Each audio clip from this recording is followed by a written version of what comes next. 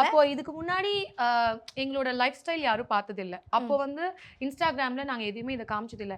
இப்போ பொறுத்த வரைக்கும் சோஷியல் மீடியால இவங்களோட லைஃப் ஸ்டைல் வச்சு தான் இவங்க எப்படி இந்த பிசினஸ்ல இவ்வளவு தூரம் வந்திருக்காங்கன்றத பாக்குறாங்க. என்டர்டைன்மெண்ட்டும் நாங்க பண்ண வேண்டியது இருக்கு. அஃப்கோர்ஸ் ஒரு இன்சைட்ஸை நாங்க வந்து தக்க வச்சுக்கணும்னா மக்களுக்கு லைஃப் ஸ்டைல் தேவைப்படுது. இப்ப நான் மட்டும் கிடையாது, எத்தனை மீடியா பீப்புள்ஸ் நார்மலா மத்த ப்ரொஃபஷன்ல இருக்கவங்க கூட Sunday out, dinner with family, mini mini vlog ஏன் போடுறாங்க? அப்ப நாங்க போட்டா மட்டும் ஏன் கண்ணு ஊத்துது? டே இன் மை லைஃப். சிம்பிள். மத்தவங்களும் பண்றாங்க, இதே நாங்க பண்ணா மட்டும் குத்தம், மத்தவங்க பண்ணா குத்தம் நீங்க இல்ல. சம்பாதிக்கிறீங்க, ஒரு செஷன் நீங்க அவ்வளவு காசு வாங்குறீங்க, நீங்க மட்டும் எப்படி பண்ணலாம் அது?